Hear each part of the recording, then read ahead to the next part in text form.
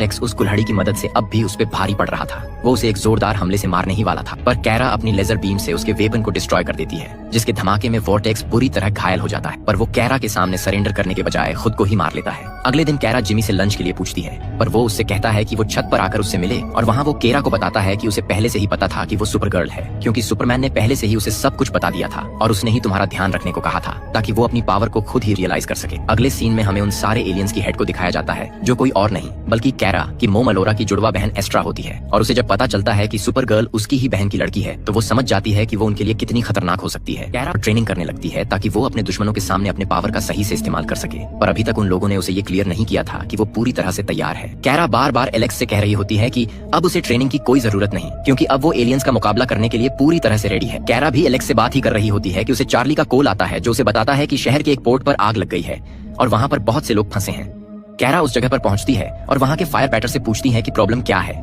और तब उसे पता चलता है कि जहाँ पर आग लगी है उसके जस्ट बगल में एक शिप खड़ा है जिस पर लाखों गैलन तेल है, और अगर वो ब्लास्ट होता है तो ये पूरा एरिया ही खत्म हो सकता है। अब सुपर गर्ल इस बड़े से शिप को धक्का देकर वहाँ से हटाने की कोशिश करने लगती है और बहुत जल्द इसमें कामयाब भी हो जाती है, पर उसकी बहुत ज्यादा पावर की वजह से वो शिप साइड से टूट जाती है और वो सारा तेल गिरकर सी में मिलने लगता है, जिसकी वजह से सारे न्यूज वाले सुपर गर्ल को ब्लेम करने लगते हैं। कैरा की बॉस भी उसके बारे में बुरा ही लिखना चाहती थी, क्योंकि उसे लगता था कि सुपर गर्ल जो कोई भी है वो एक नौसिखिया लड़की है। इसीलिए वो अपनी सारी टीम से उसके बारे में हर एक चीज को पता करने को कहती है, और वो जिमी को ये काम सौंपती है कि वो किसी भी तरह उसकी सुपर गर्ल के साथ एक मीटिंग अरेंज करवाए। अगले सीन में हम एक केमिकल फैक्ट्री देखते हैं, जहाँ के एक वर्कर को वहाँ एक एलियन दिखाई देता है, और जब वो उसे रोकने की कोशिश करता है तो वो उसके हाथों मारा जाता है। अगले दिन डीओ की टीम इस जगह की इन्वेस्टिगेशन करती है। उस वर्कर की बॉडी में उन्हें एक अलग तरह का मेटल मिलता है, जिसे देखकर कैरा को अपने बचपन की याद आने लगती है। उसकी मोम ने एक बार उसे ऐसे ही एक एलियन के बारे में बताया था जिसे हेलग्रामाइट, और फिर वो ये बात हैंक को बताती है और उन्हें उस एलियन के बारे में पता चल जाता है कि वो अपने आप को किसी भी रूप में ट्रांसफॉर्म कर सकता है। कैरा उनसे कहती है कि हम पिछली बार की तरह